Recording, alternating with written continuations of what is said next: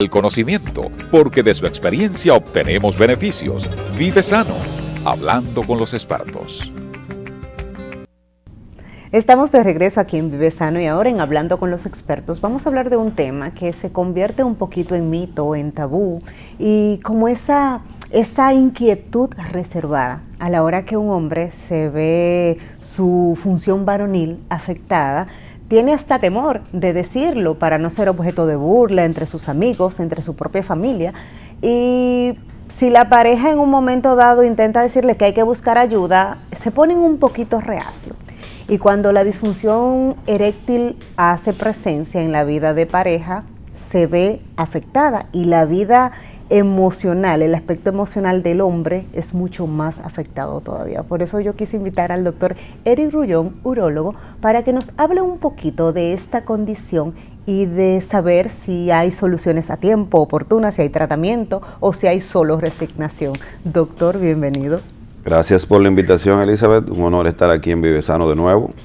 Ya me siento como en mi casa. Esta es su casa, doctor. Gracias. Así mismo lo puede catalogar. Gracias. Esa introducción que tú hiciste fue muy acertada porque realmente el problema de la disfunción no es exclusivo del hombre, sino que afecta totalmente a la familia, sí, tanto a la mujer y a los hijos también, porque donde hay una pareja disfuncional, los hijos sufren también. Así es. Anteriormente, al año 1998, donde ya surgen medicamentos que ayudan a superar esta disfunción, este problema de erección, pues el problema era más enclaustrado dentro de las cuatro paredes de la habitación, por temor, por vergüenza, a qué pensaría el familiar, el amigo, el vecino con respecto a esta eventualidad que nadie desea que ocurra, pero que es sumamente frecuente.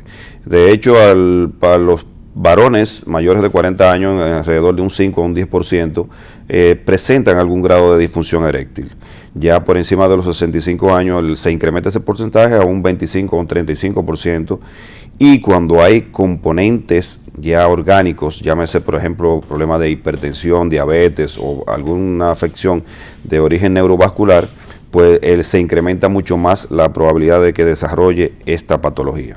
Cuando se presenta la disfunción eréctil, disfunción sexual, ¿qué ocurre en el organismo para que se produzca esto? Fíjate, la erección no es un proceso único, sino que es un conjunto de pasos que debe de ser desarrollado para que se produzca el mecanismo de la erección. Desde la información visual o puede ser táctil o inclusive por el olor.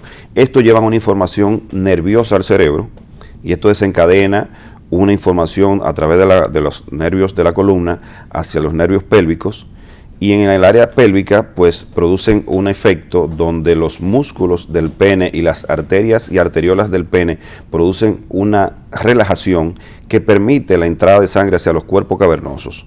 La erección no es más que los cuerpos cavernosos del pene llenarse de sangre. No es que el pene se pone rígido como un músculo como tal. Son dos cisternitas que necesitan ser ocupadas por un volumen de sangre adecuado para lograr la firmeza y poder lograr el coito o la penetración. Pero en todo este trayecto puede ser afectado, tanto en lo táctil, visual o olfatorio, como también el trayecto desde el cerebro por la columna vertebral hacia abajo, como también en el área pélvica. O sea que tantos factores pueden ser afectados en diferentes eventos. Por ejemplo, un accidente puede producir una lesión que no logre el paciente lograr una erección. Pacientes con neuropatías como los diabetes también pueden tener afección para lograr la erección. ¿Esa es de la más común, doctor? Es de la más común, sí, y de la más fácil solucionable, porque ya hay productos que ayudan fabulosamente en este tipo de enfermos, de padecientes del azúcar, lograr una dilatación adecuada de las arteriolas del pene para que entre la sangre adecuada al cuerpo cavernoso y logre su erección. ¿Sabe que las campañas publicitarias de productos que ayudan a la estimulación sexual son abiertas? Hay otros productos que se venden sin prescripción médica. Sí. Si una persona tiene una disfunción sexual, ¿a qué punto? Por ejemplo, un día hasta una condición emocional puede evitar que el hombre se excite de la manera apropiada para satisfacer a su pareja. Pero ¿cuáles son los factores que deben incidir para que el hombre se ponga alerta y diga, tengo un problema? Fíjate, cuando el paciente ya presenta una disfunción eréctil que puede ser eventual, múltiples factores deben ser evaluados. Porque, por ejemplo, un paciente que ya tenga niveles de lípidos, llámese colesterol, triglicéridos elevados, que puedan estar ocupando espacio dentro de esas arterias que van a llevar esa irrigación al pene, es una alerta de que así como no están llegando adecuadamente al pene para la erección, también puede estar afectando las coronarias, que no llegue esa sangre adecuada hacia el corazón. Okay. Y pueden desencadenar eventos cardiovasculares como un infarto. Entonces, esto es una alerta en pacientes cuando ya empiezan a mencionar al médico, mire, me ha pasado esto eventualmente. Uno debe hacer un perfil hematológico completo en donde se incluyan el azúcar y los lípidos para ver si hay una alteración, y si el paciente también tiene sobreañadido, por ejemplo, alteraciones de términos tensionales, hipertensión, pues ser referido al cardiólogo para en un manejo en conjunto poder llevar a que eso vuelva a su normalidad. ¿Cuántos eventos deben ocurrir para que el hombre esté alerta? No, basta con uno. Basta con uno. Pero ¿qué pasa? Fíjate, como te mencioné, los factores pueden ser orgánicos o pueden ser psicógenos. Ya un paciente de 45, 50, 55 años, es muy probable que tenga un componente orgánico, de lo que te acabo de mencionar probablemente. Pero un jovencito de 18 años, 19 años, que se te acerque, que está teniendo este tipo de problemas, es muy probable que de allí sea de origen psicógeno. Es el 90% de los casos es psicógeno. ¿Cómo puede ser? Bueno, los muchachos ahora mismo están utilizando mucho el alcohol. Sí, es un depresivo diferente a lo que se cree. Exacto, entonces quizás en un momento esté estimulado por el alcohol, va con su parejita a tener un evento sexual, pero no reacciona de una manera adecuada. Cuando va a volver a tener su actividad sexual, el cerebro le hace una traición tan importante que en vez de recordar las veces buenas que tuvo actividad sexual, la que se recuerda de las malas, de la negativa, y entra en el temor. Ah, caramba, ¿tendré la erección? ¿No la tendré la erección? ¿Voy a volver a pasar la vergüenza con la damita o no? Y se involucra en un círculo de disfunción psicógena que amerita la ayuda de un especialista en este caso. Pero le decía ahorita que hay muchos productos, fármacos que están promocionándose y otros se venden de forma libre en las farmacias. ¿Qué es lo apropiado que debe hacer el hombre? ¿Aliarse a ese producto o primero ir al médico? No, nunca debe aliarse a ese producto de una manera arbitraria ni libre. Estamos totalmente en contra de que ese tipo de producto se venda de esa manera. Este producto debe ser evaluado antes de su prescripción, porque hay diferentes tipos de productos y para cada paciente, para cada necesidad. Para cada necesidad hay su prescripción adecuada. Porque no todo el mundo va a responder de una manera igual ante estos medicamentos. Por ejemplo, un paciente operado de una cirugía radical de próstata tiene un alto porcentaje de entrar por la agresividad de la cirugía, por lo curativa de la cirugía, puede entrar en disfunción. Pero se somete a un tratamiento oral con estos medicamentos o con bombas de vacío que se utilizan desde hace mucho tiempo y que ahora están volviendo a retomarse para lograr un llenado adecuado de los cuerpos cavernosos y una erección adecuada. Pero eso no significa de que cualquiera vaya a comprar una bomba de vacío o cualquiera vaya a una farmacia a comprar un medicamento sin saber cuál es la causa original del problema. Tenemos que ir a la base para lograr la efectividad del tratamiento. Cuando el hombre tiene esta preocupación de la disfunción eréctil y se presenta donde el médico, donde el urólogo, ¿cuáles son los medios diagnósticos que se utilizan? ¿Son invasivos, dolorosos? ¿Qué va a esperar el paciente? Porque también los hombres no son muy dados a ir a una consulta como nosotras las mujeres. Fíjate, se estimaba que antes del año 1998 era un 7 por mil los que iban a una consulta a hacer y se enfrentaban al dilema de discutir sobre una disfunción eréctil. Después que surge el sildenafil en el año 98, eso se triplicó, porque ya había un producto que había una solución. Entonces ya los hombres eran más atrevidos y enfrentaban la situación y se atrevían a ir. Eso ha ido en incremento, pero todavía, sobre todo en nosotros, estos países tercermundistas, tenemos mucho tabúes, mucho temor, y generalmente uno se da cuenta en la consulta cuando el paciente empieza por múltiples síntomas, me duele acá, me duele acá, me duele acá, y uno se está dando cuenta como que esa no es la causa principal. Y al final le dice, pero mire doctor, también tengo que decirle que el asunto no está funcionando de la manera adecuada. Y no de la manera correcta, si no te le buscan un nombre. Pero exacto, sí. Y lo dejan de último, pero uno es astuto y se da cuenta. Y la experiencia también ya le permite a uno darse cuenta cuando ya por dónde que viene. Yo les recomiendo a los hombres que tienen este tipo de problemas que acudan a su consulta con su pareja, no que vayan solos. Porque generalmente cuando el hombre falla en una actividad sexual, la mujer acusa al hombre de que hay otra. Sí, sí. Y en el 90% de los casos no es que hay otra, no, es que no hay nada. No logra la erección ni con ella ni con nadie. Entonces, podría empezar a buscar otras para comparar si es que el problema es con el esposo o con la otra. Sí, ya no hay esa atracción de principio. Sin embargo, cuando van los dos, se orienta tanto al hombre como a la mujer en qué deben hacer, que no deben pensar que el coito es lo prioritario, sino satisfacerse sexualmente, y ya el hombre suelta ese temor, suelta esa liberación de que la preocupación no es lograr la penetración, sino que después va a lograr la erección espontánea y va a llegar a la penetración. O sea que es aconsejable que vayan siempre juntos. ¿Se acompaña cuando hay estos casos ya en pareja? ¿El urólogo refiere a una terapia adicional, ejemplo, con un sexólogo, un psicólogo? Muchas veces, sobre todo en casos de pacientes jóvenes, que son renuentes y tienen mucha duda y esas cosas, y en pacientes también de edad, pero sobre todo en los pacientes más jóvenes, nosotros utilizamos mucho la ayuda de la sexoterapia. Es lamentable que, caramba, no hay el gran número de terapeutas sexuales que quisiéramos que hubieran para poder acceder más a su especialidad, que es sumamente importante en este caso. Cuando se utilizan esos medios diagnósticos, que se encuentra el hallazgo, ya si es patológico, si es psíquico, ¿qué sigue en el proceso para que estas familias lleguen a un resultado apropiado? Bien, como te mencioné, lo primero es identificar la causa. Si la causa es psicógena, pues el tratamiento básicamente va a ser en orientación, en terapia. Si la causa es orgánica, hay que ir directamente a la causa base orgánica que está causando que no logre esa erección. Dislipidemia, alteración de los lípidos, diabetes, corrección de ese tipo de problemas. Si el paciente, por ejemplo, es un diabético ya crónico y ya sus arteriolas no van a permitir una distensión adecuada para que llegue el flujo de sangre adecuado, pues tenemos la prótesis de pene para aplicársela. O sea, ya la disfunción no es un problema que no tiene solución, tiene mucha solución. No hay necesidad de andar cabizbajo porque la solución está en nuestro mercado. Y cada día, por ejemplo, en el caso de las prótesis, hay de económica hasta un poquito más cara, pero que tienen una función y una garantía de por vida.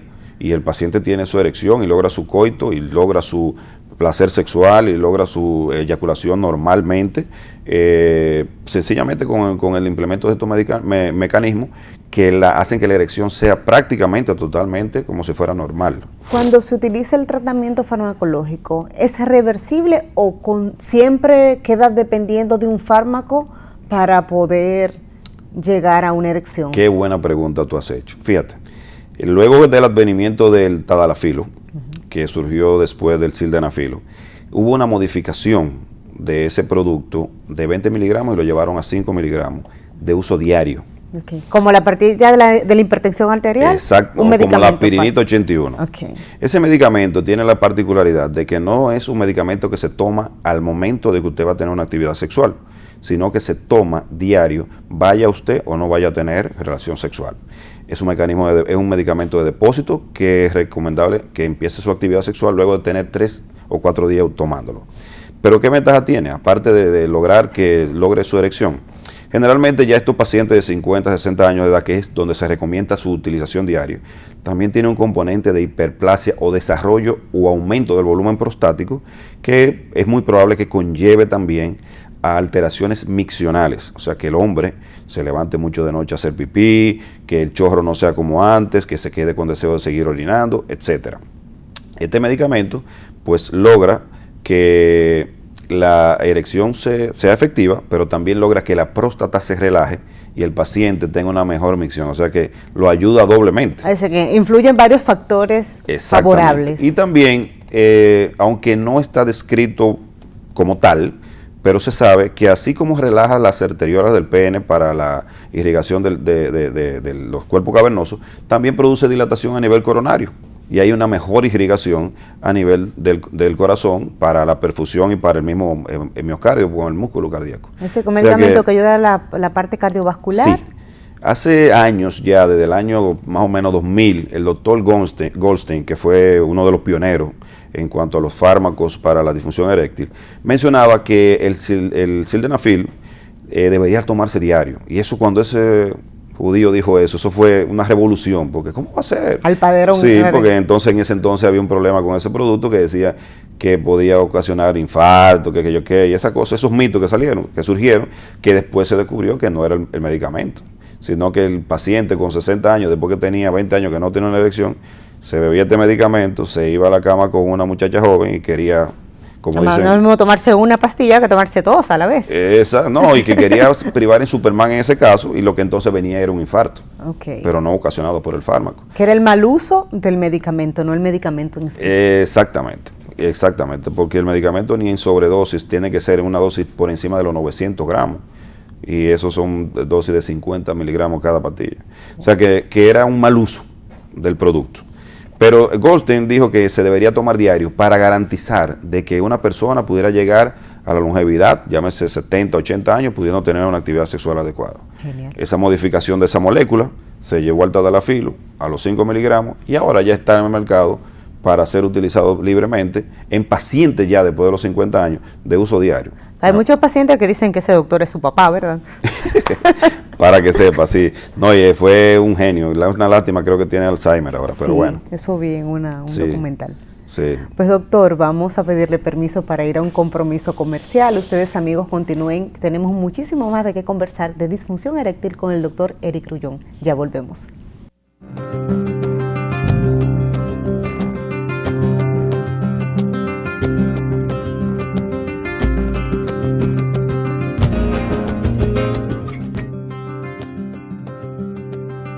La conducta segura se aprende. En Intelseguro ofrecemos una cartera de servicios adecuada a su necesidad de protección. Asesoría en seguridad corporativa, entrenamiento en autoprotección personal, investigación sobre fiabilidad comercial de empresas y particulares, sugerencias para inversiones en material y medios de seguridad. Consúltenos en el teléfono 829-754-1484, www.intelsegur.com y síganos en Twitter, @IntelSegurRD. Invertir en autoprotección es invertir en tranquilidad. El conocimiento, porque de su experiencia obtenemos beneficios. Vive sano, hablando con los expertos. Continuamos en Hablando con los Expertos aquí en su programa Vive Sano. Hoy nos acompaña el doctor Eric Grullón, médico urólogo, y el tema que abordamos es la disfunción eréctil. Antes de la pausa hablamos de los factores de riesgo, de cuál es el medio diagnóstico que se utiliza. Y me gustaría, doctor, que usted amplíe un poquito lo de los factores de riesgo, aparte de la diabetes, los problemas cardiovasculares o de exceso de grasa en sangre. ¿Cuáles otras situaciones puede provocar la disfunción sexual? Fíjate, el abuso de fármacos, sobre todo los antidepresivos, produce también disfunción eréctil. También el tabaquismo es un factor de riesgo. O sea, el fumar no puede dejar nada bueno. Nada bueno deja. Y el alcoholismo es también un factor importantísimo. Por lo mismo que mencionamos en el caso de los jóvenes hace un momentito, el alcoholismo produce una gran incidencia de disfunción eréctil. La gente cree que está hyper, sin embargo, cuando llega el momento, entra en depresión psicógena y no logra una erección adecuada. Doctor, y en el caso de los jóvenes, ahora que usted volvió a tratar el tema, que aparte de que hacen el consumo excesivo de alcohol en estas fiestas porque quieren demostrar que se comen el mundo, lo combinan con estimulantes sexuales. Sí. ¿Qué tan riesgoso para la parte masculina reproductora es este combo que hacen?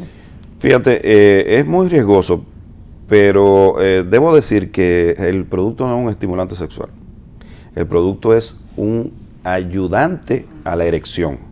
Porque para lograr la erección con este producto se necesita una estimulación sexual, sea visual, sea táctil o olfatoria. Así que no basta con la pastillita azul, si no está el otro combo completo. Ni la azul, ni la verde, ni la morada. Hay que tener un estímulo sexual para que se desencadene el efecto que produce este medicamento. Esta combinación lo que ha logrado es que mucha gente joven creen una dependencia psicógena del producto y que cuando no se lo tomen creen que no van a lograr una erección.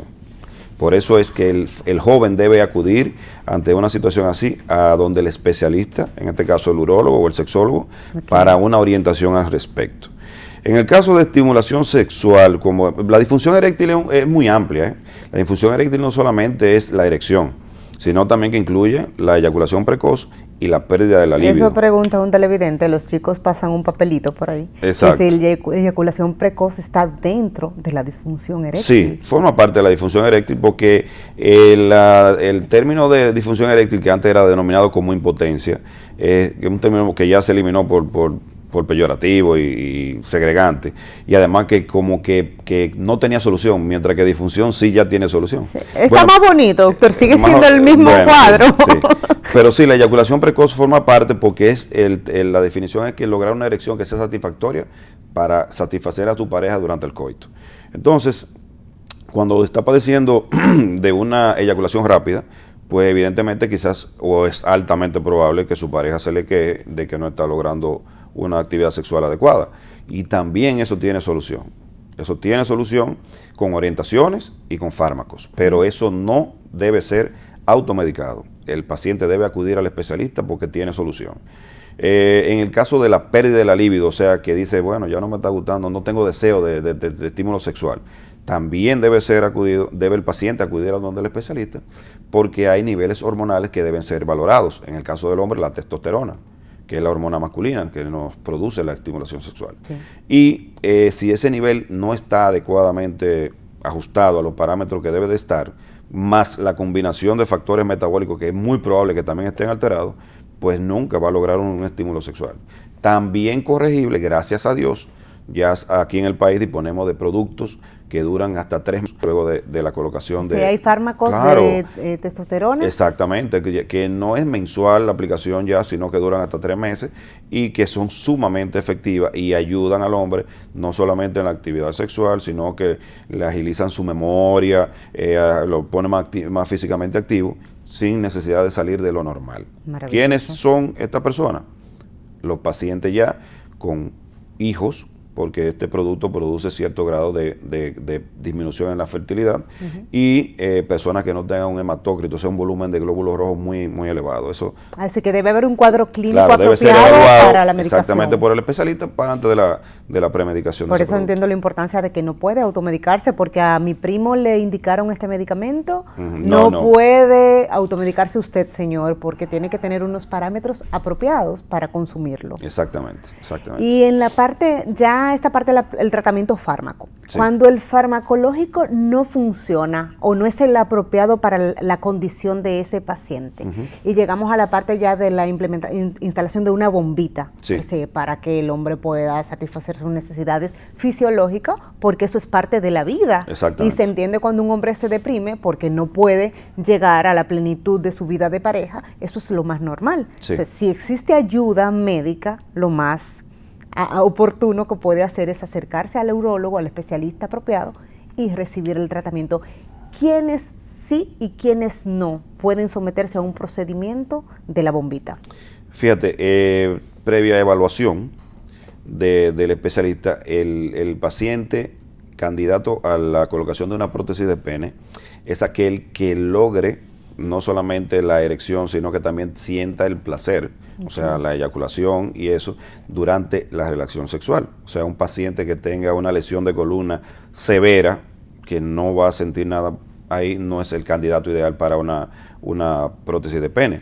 Pero pacientes que han tenido accidentes y con lesiones de columna, que sí logran en cierto grado la sensibilidad en el área genital, pues sí se le coloca, inclusive en principio se tratan con medicamentos, y si no se logra, pues se le coloca su prótesis, y son una familia espectacular.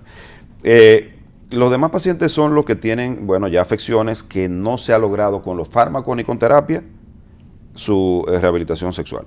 Estos productos, o las prótesis o bombitas como son llamadas, sí. No todas son bombitas. Las primeras y las más económicas son las maleables, que son 2 segmentos de silicona que se colocan en los cuerpos cavernosos sin necesidad de más elementos a ser colocados intraorgánicos para lograr la erección. ¿Y cómo funciona? ¿La estimulación ayuda a que funcione Siempre la estimulación va a ayudar para que se complemente más la erección. Pero ya con este producto colocado dentro del pene, ya él tiene una firmeza adecuada para lograr el coito. Okay. Ese producto es maleable como que lo puede acomodar, se manipula y se acomoda dentro del pantalón para no tener eso que de una manera bochornosa. Okay. Y luego en la actividad sexual se coloca en la posición que tiene que estar colocada para lograr la penetración. Ya las otras son de elementos combinados, sobre la que se está utilizando más es la de tricomponentes, o sea, 3 componentes, en donde hay los 2 elementos que van dentro del pene, va un segundo elemento que es un reservorio que se coloca en el área inguinal. Ese reservorio contiene un líquido que va desde el área inguinal hacia el pene para lograr la erección y desde el pene hacia el área inguinal para lograr su relajación y que vuelva a una manera normal. Pero el tercer elemento va dentro del escroto, dentro de los testículos, entre los 2 testículos, que es un dispositivo que hace que ese líquido fluya de un lado al otro. Si yo quiero la erección, comprimo, se logra la erección. Si quiero la relajación, es manual. Okay. No hay un tiempo de programación que diga periodo eso viene y se revierte. No, eso es, ya concluí mi actividad sexual, pues lo desinflo. Y ya voy a tener mi actividad sexual, pues lo manipulo y logra la erección. Es lo más, diríamos, dentro de los parámetros normales, lo más fisiológicamente normal. Para el hombre. Para ponernos en contexto, cuando la persona tiene implantada la bombita, como se llama popularmente, el implante de pene, no solo es que está la erección, también el hombre tiene la sensación de estímulo y además llega a una eyaculación normal. Que no solo es lo mecánico. No. En este caso, lo que se está logrando es la efectividad de la erección. Muchas personas pensaban cuando decían de que una prótesis de pene, que era que le iban algo a cambiar mecánico, el pene. sí. Entonces, no, el pene, usted sigue con su pene. Y no hay que quitarle nada de su pene, al contrario, se le ponen algunos elementos dentro del pene para que esa firmeza se logre. Y cuando el paciente decide ya, por ejemplo, el paciente tiene que tomar cierta decisión y psicológicamente estar preparado para esa transformación en sus órganos genitales, ya en cirugía, ¿cuál es el tiempo que dura? ¿Qué tan invasivo es el procedimiento? Realmente es un procedimiento sumamente rápido, llámese porque podría pensarse cuando hablé de todos esos cambio de elementos dentro del organismo, pero se hace muy rápido. Eso es una cirugía que en 1 hora, hora y 15 minutos ya se ha terminado.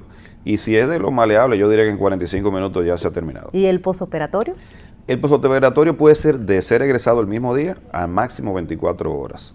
Ese es el egreso de la cirugía como tal, del centro clínico. Cuando ya se hace el implante, ¿a partir de cuántos días el hombre puede empezar a ver la efectividad en el funcionamiento? Sí, se le pide, por ejemplo, en el caso de cuando son las tricomponentes, que dure por lo menos 2 a 3 semanas con una semi-erección que se le coloca al momento de la cirugía. Ya después del mes, más o menos mes y 10 días, el paciente puede empezar a tener su actividad sexual, siempre y cuando su pareja esté bien lubricadita y eso, para que no haya una afección del área donde se hizo la incisión, ni mucho menos, aunque ya esa área generalmente ya está súper cicatrizada. Pero por precaución, porque no todas las mujeres tienen la misma capacidad de lubricación, se le orienta en ese sentido.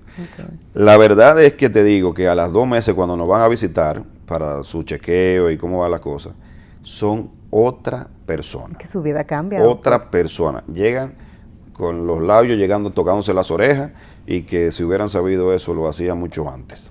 Porque, como te decía, todavía aquí en este país tenemos muchos tabúes, tenemos muchos temores, y tenemos que primero saber de que fulano la tiene puesta para ver cómo le está yendo, para ver cómo va.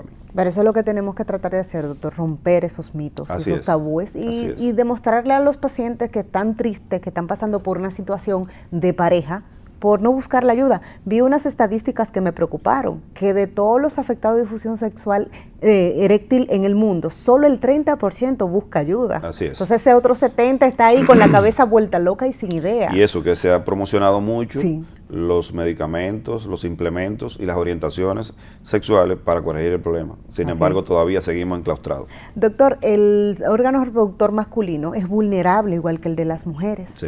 ¿Cada qué tiempo debe el hombre ir al urólogo a darse ese chequeo preventivo? Todos los años. Todos los años, después de los 40 años, no solamente a un chequeo prostático, aunque el chequeo prostático no deja de ser el prioritario, pero el urólogo siempre evalúa todo. Evalúa la próstata, evalúa los riñones, evalúa los genitales, evalúa todo. En ese sentido, porque cualquier patología puede venir desde los riñones, uretra, vejiga, pene, testículo, todo. O sea que la evaluación anual debe ser prioritaria. Doctor, muchísimas gracias por compartir con los televidentes de Vive Sano. Un honor siempre tenerlo aquí, que sea parte de nuestra familia. Gracias. Ustedes, amigos, gracias por estar ahí. Recuerda, quiérete, consiéntete, tiempo de calidad con los más importantes, la familia. Feliz resto del día y hasta la próxima entrega de tu espacio Vive Sano. Elizabeth Gutiérrez, feliz de haberte hecho compañía. Hasta la próxima.